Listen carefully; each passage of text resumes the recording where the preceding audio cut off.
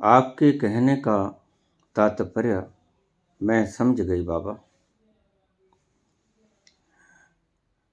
क्या free will जैसा यहाँ कुछ भी नहीं है? कृपया इस छोटी सी बात पे प्रकाश डालने की कष्ट करें। है, कौन कहता है नहीं है? फ्री विल जैसी कोई चीज यहाँ नहीं है? है? किसने कहा नहीं है? मैंने इतना बोला, फिर आपको समझ क्या आया? हमारे हरियाणा में एक कहावत है, बापू बापू को आया, बड़ा दुख पाया। बापू बापू गया, बड़ा सुख पाया। फिर से सुन लीजिए, बापू बापू गया, बड़ा सुख पाया। बापू बापू को आया, बड़ा दुख पाया। यानी पिताजी पिताजी जब तक कहा, बड़ा सुख पाया, और पिताजी पिताजी जैसे कहलवाया, बड़ा दुख पाया। फ्री विल क्यों नहीं है? फ्री विल है, लेकिन ध्यान रखना, अगर तुम फ्री विल से कुछ करोगे तो उसका हिसाब देना होगा। अगर तुम उसकी विल से कुछ करोगे तो हिसाब नहीं देना होगा। इतना सा फर्क है। आप क्या खाक समझे मेरी बात को? आप समझे? अब समझ लो, बड़े सरल शब्दों में बोल रहा हूं।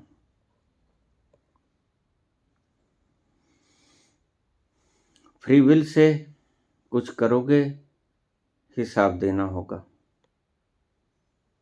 फ्री विल से कुछ नहीं करोगे, उसकी विल से करोगे तो हिसाब नहीं देना होगा। ये सारी सृजना उसकी विल से घूम रही है, ऐसा समझिए इसको। ये पंखा बड़ी तेज गति से घूम रहा है, सीलिंग फैन बड़ी तेज गति से घूम रहा है, फुल स्पीड से। आप उसके भीतर उंगली फंसा दें, क्या होगा?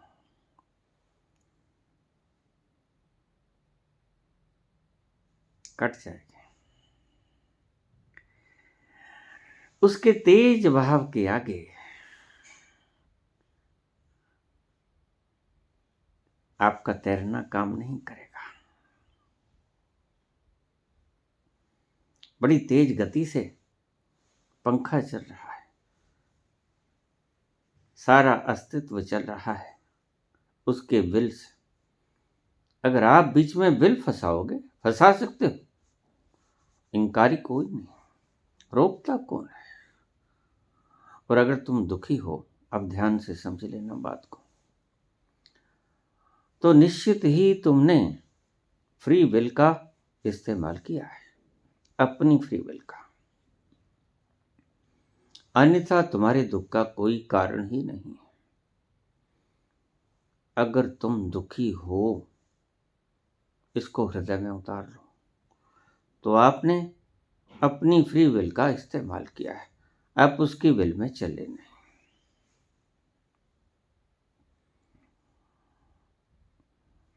चल सकते हो आप अपनी विल में, कोई रोकता नहीं है, लेकिन आपकी विल में चलोगे तो फिर आपको हिसाब किताब देना होगा। ये सभी हिसाब किताब हो रहे हैं। पंडितों ने कहा नरक में हिसाब देना पड़ेगा, यही नरक है। हर 100 मीटर पर एक नरक है, अस्पताल जिसे कहते हैं। वहां आपकी फ्री विल का हिसाब किताब होता है।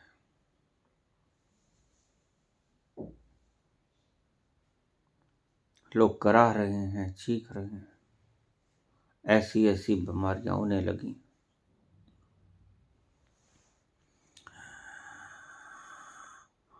फ्री विल का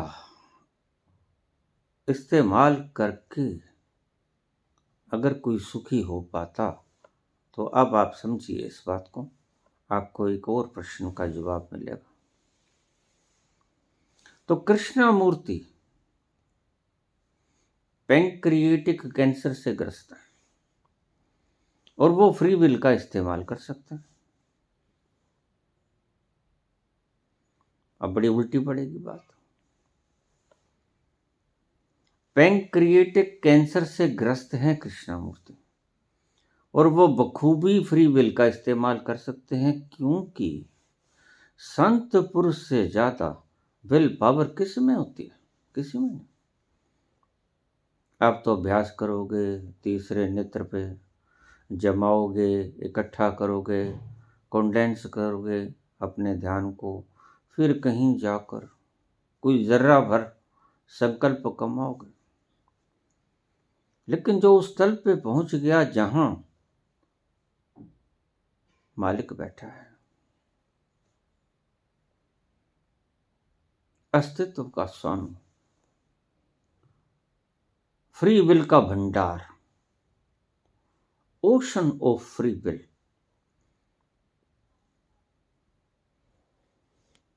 वह क्या पैंक्रिएटिक कैंसर को ठीक नहीं कर सकता? बिल्कुल कर सकता है।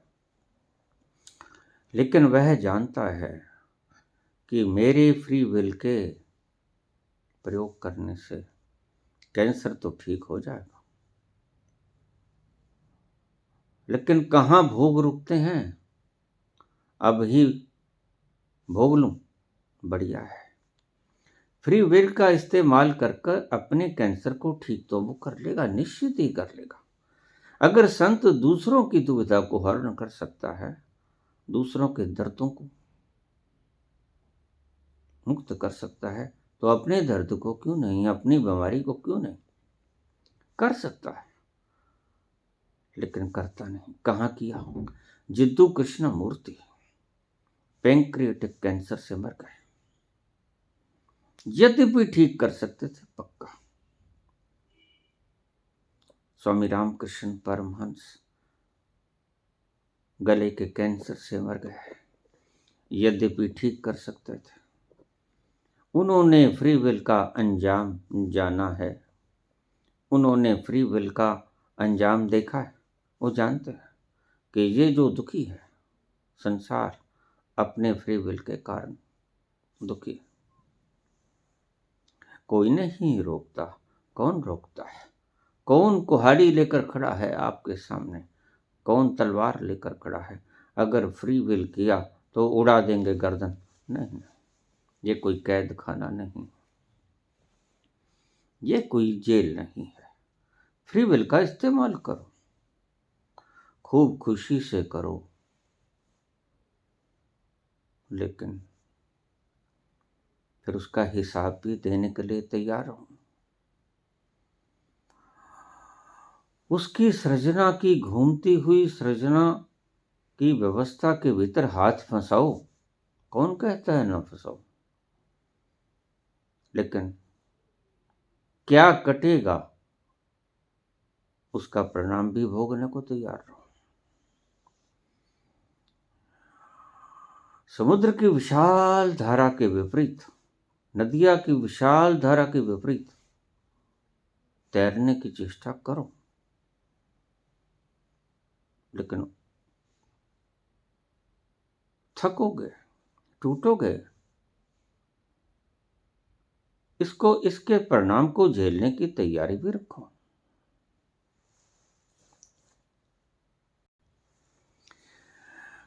पंडित का तो पेशा है, उसने भी बाल बच्चे पालने हैं। पंडित तो यही कहेगा, आ जाएगा।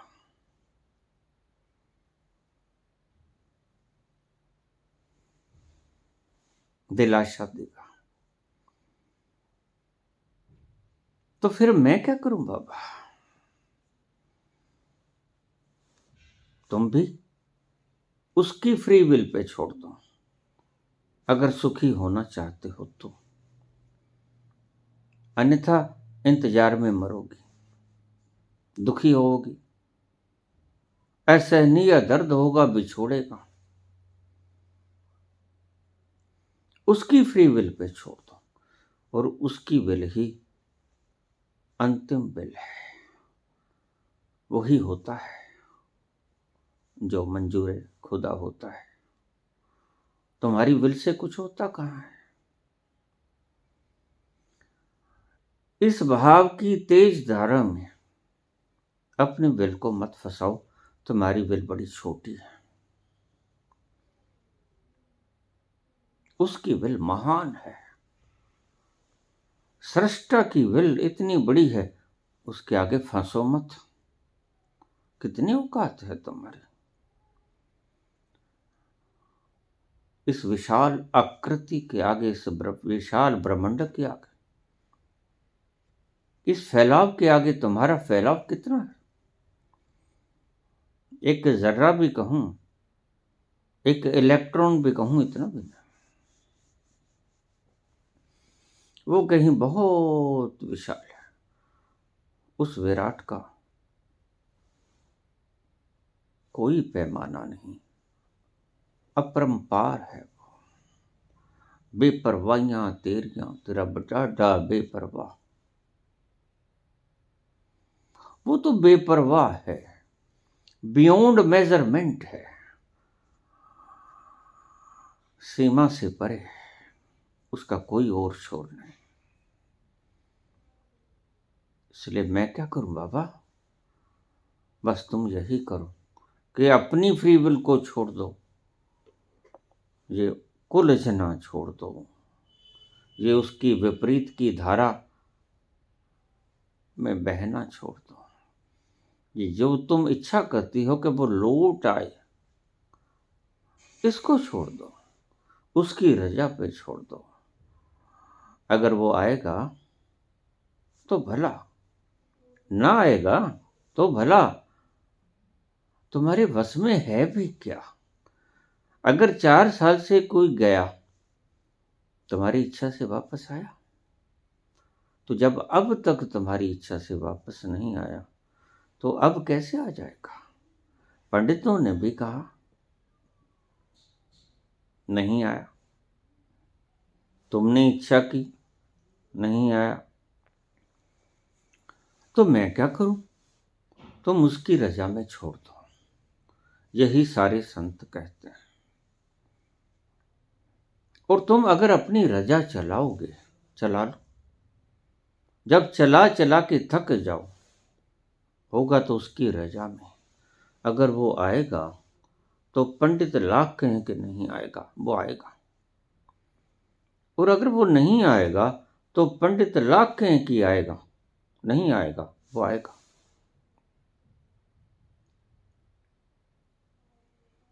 तुम उसकी रजा में सौंप दो, तुम समर्पित हो जाओ।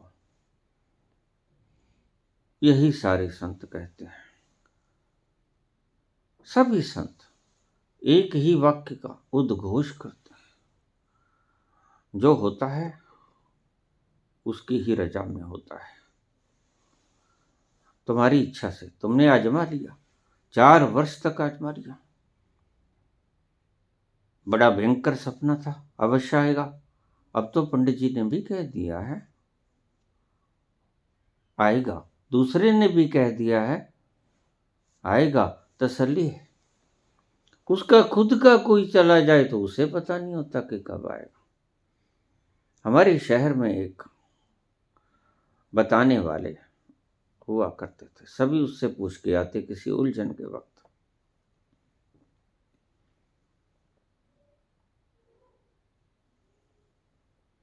लोगों को बताता, ये तकलीफ है, ऐसा कर तो ठीक हो जाएगा।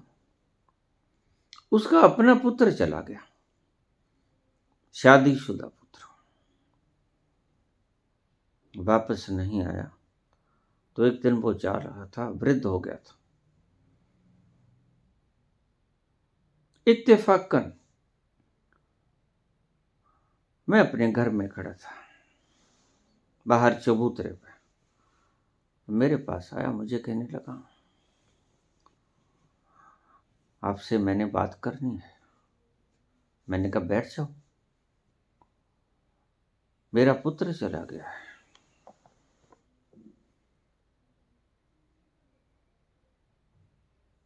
बताइए कब आएगा।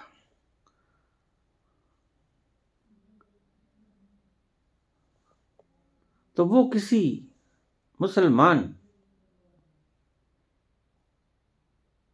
की पूजा करते थे, सिर हिलाते थे, बताते थे, जिसे चेलागिरी कहते थे। सिर हिलाते, बताते। मुझसे पूछने लगा कब आएगा, आप इतने लोगों को बता देते हैं, मुझे भी बता दो। मैंने कहा आप इतने लोगों को बता देते हैं, उससे पूछो जो आपको बताता है। कहते वो तो बॉर्डर पार कर गया, पाकिस्तान चला गया।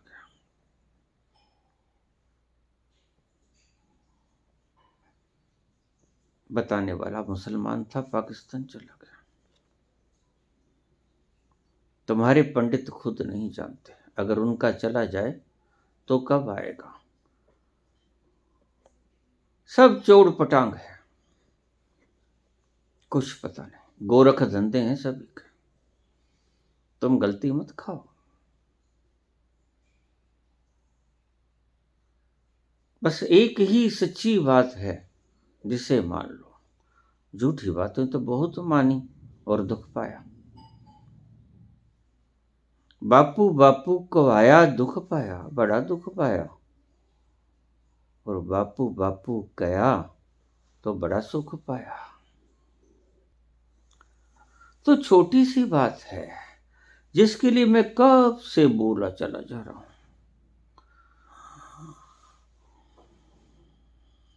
सभी भाषाओं का प्रयोग कर लिया,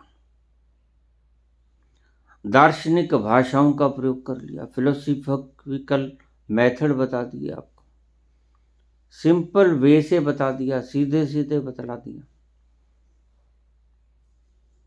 वो अगर आएगा तो उसकी इच्छा से आएगा, आपकी इच्छा से नहीं आएगा। नहीं आएगा तो भी उसकी इच्छा से नहीं आएगा, आपकी इच्छा से नहीं आएगा, ऐसा नहीं। तो तुम अपनी इच्छा को उसकी इच्छा में समर्पित कर दो, उसके चरणों में रख दो अपनी इच्छा को। तेरी मौज तेरा पाना मीठा लगे। और ये बहुत मुश्किल से मुश्किल बात है जिसे आप इतना सहज ले लेते हो। लोग मुझे कहते हो बाबा ये आप क्या करते हो, सारी दुनिया को अकर्मण्य बना दोगे। मैंने कहा पहले ही संत अकर्मण्य बना चुके हैं। कहाँ तुम अकर्मण्य होते हो, तुम ना अकर्मण्य होते हो ना कर्मण्य होते हो, तुम दुविधा में हो, तुम चिंता में ग्रस्त पिस रहे हो, मारे मारे फिरते हो। ना इधर के ना उधर के, ना खुदा ही मिला ना वसाले सनम, ना इधर के रहे ना उधर के रहे। भीतर कुछ मांगता है आनंद, बाहर कुछ लोग आपको बता देते हैं सिद्धांत। सिद्धांतों और आनंद की खोज के भीतर आप पिसे जा रहे हो। सत्य और सिद्धांत के दो पाठों में साबुत बचा ना कोई।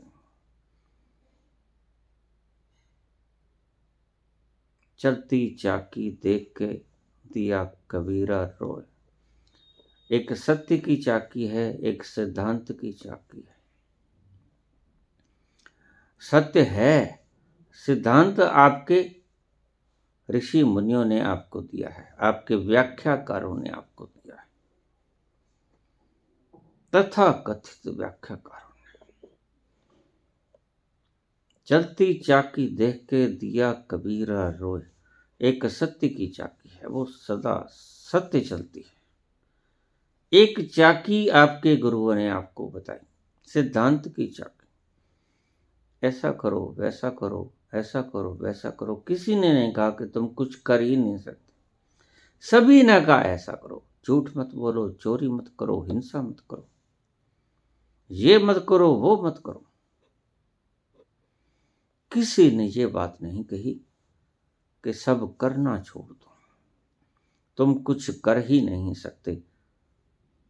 उन्होंने देखा नहीं तो बताएंगे कहाँ?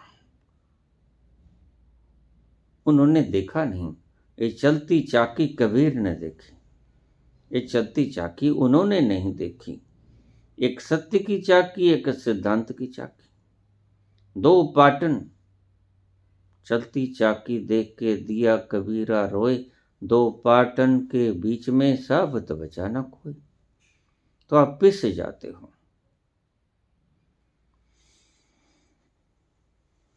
और इसको देखकर कबीर रोते हैं, दुखी होते हैं। ये सत्य का सिद्धांत देने वाले लोग आपको भ्रमित करते हैं। ना आप उधर के रहते हो, ना आप इधर के रहते हो, ना आप उस तत्व को तलाश पाते हो जो आपकी सही तलाश है, और ना आप इनके सिद्धांतों पे चलकर कुछ पा सकते हो।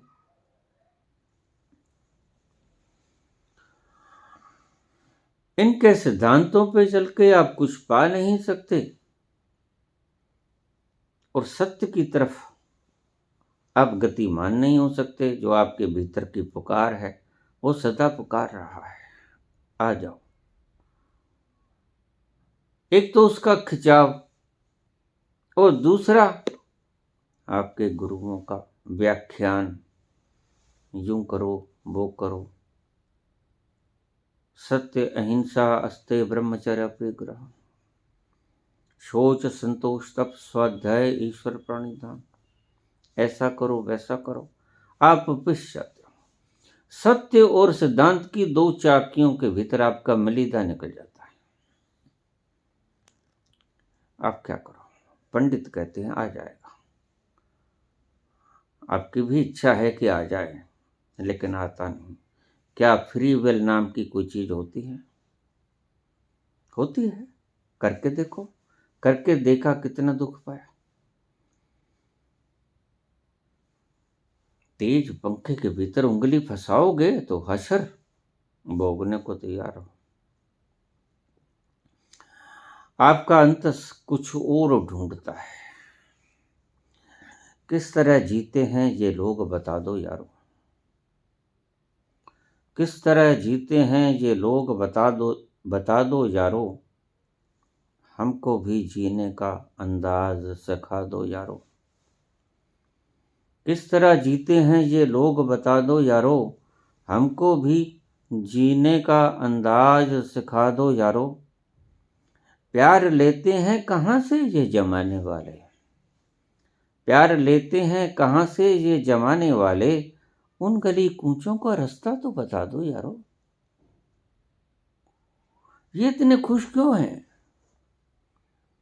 ये कबीर, ये फरीद, ये नानक, ये बुद्ध, ये महावीर, ये मीरा क्यों नाच रही, घुंघरू बांध लिए पाँव में? क्या हो गया इन्हें? उन गली कूचों का रास्ता तो बता दो यारो। किस तरह जीते हैं ये लोग बता दो यारो।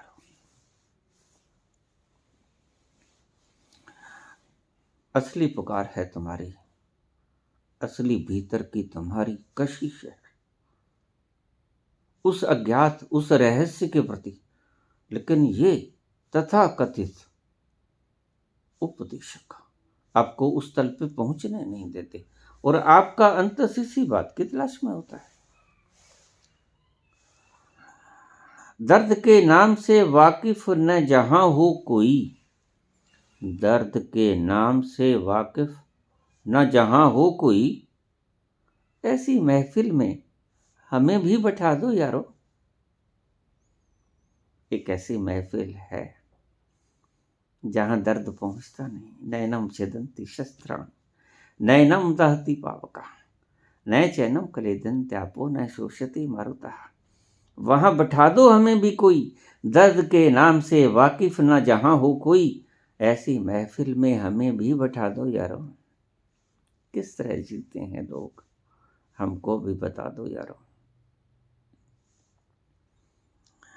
साथ देना हो तो खुद पीने की आदत डालो। संत कहते हैं कि अगर इससे पाप के दुखों से मुक्त होना है तो पीने की आदत डालो। साथ देना है तो पीने की आदत डालो, वरना मैखाने के दर्श हमसे छुड़ा लो यारो। दोनों में से कोई काम कर। साथ देना हो तो खुद पीने की आदत डालो, वरना मैखाने के दर हमसे छुड़ा लो यारो। वरना हमसे भी मैखाने का दर छुड़ा लो। लेकिन ऐसा तो नहीं हो सकेगा कि आप संतों से मैखाने की आदत को छुड़ा लो। वो तो पक्के नशेड़ी हो चुके हैं, वो तो छलांग ले लिए, उन्होंने तो खूब पी लिया। सुरत कलारी भई मतवारी, मदवा पी गई बिन तोले। उन्होंने तोल मोल किया ही नहीं, पैमानों से थोड़ा पिया उन्होंने। वो तो डूब ही गए उस शराब के सागर के भीतर। वो तो मैखाने ही पी गए पूरे के पूरे। उनसे तो आदत न छुड़ा पाओगे। खुद ही साथ देना होगा, खुद ही पीने की आदत डालनी होगी। और पीने की आदत जब तक न डालोगे, साथ देना हो तो खुद पीने की आदत डालो। अगर संग सत्संग ही करना है, संत का संग ही करना है, तो खुद पीने की आदत डालो, वरना मैखाने के दर हमसे छुड़ा लो यारो। लेकिन संत तो उस मैखाने का दर अब छोड़ न पाएंगे, मजबूर है। उन्होंने तो जो पी एक बार, वो न दिन न रात कभी उतरती नहीं। आपके मैखानों की शराब उतर जाती है। नाम खुमारी नान का चढ़ी रहे दिन रात। लेकिन जिसने नाम की खुमारी में डूब लिए, वो तो दिन भर रात सारी उम्र खुमारी चढ़ी ही रहेगी। संत से आप मैखाने का दर नहीं छुड़ा सकते। अब तो तुम्हें ही पीने की आदत डालनी होगी। ये ध्यान रखो, थोड़ी पीने की आदत डालो, थोड़ी उसकी रजा में चलना शुरू करो, थोड़ी मस्ती की झलक तुम भी चखना शुरू करो। थोड़ा पैरों में घुंघरू तुम भी बांधो, मीरा की तरह तुम भी थोड़ा थोड़ा नाचना सीखो। तुम भी थोड़ा थोड़ा उस सुगंध को अपनी नासापुटों के भीतर जाने से रोको मत। तुम भी थोड़ा थोड़ा गुनगुनाओ। तुम भी अपने कंठ को आवाज लगाने के लिए आतुर करो। तुम भी तैयारी कर लो। साथ चलना है तो पीने की आदत डालो। थोड़ी पीने की आदत तुम्हें भी डालनी होगी। संत तो सारा दिन पीते ही रहते हैं। आपको भी अगर मस्त होना है तो पीने की आदत डालनी ही होगी, अन्यथा बात ना बनेगी। जीवन जियोगे मरे मरे, जीवन जियोगे बह के तो पाटन के बीच में तुम दबे रहोगे। ये भी कोई जीवन है? जरा गौर से समझना, कोई जीवन है? सुबह उठते हो, नित्य कर्म से निवृत्त होते हो, दफ्तर दुकान जाते हो, थके हारे सारे दिन बकवास करके शाम को घर लौटते हो, आकर जो दुआ तिया करना है फिर सो जाते हो। अगले दिन फिर वही काम। साथ चलना है तो पीने की आदत डालो, वरना मैखाने का दर हमसे छुड़ा लो यारो। धन्यवाद।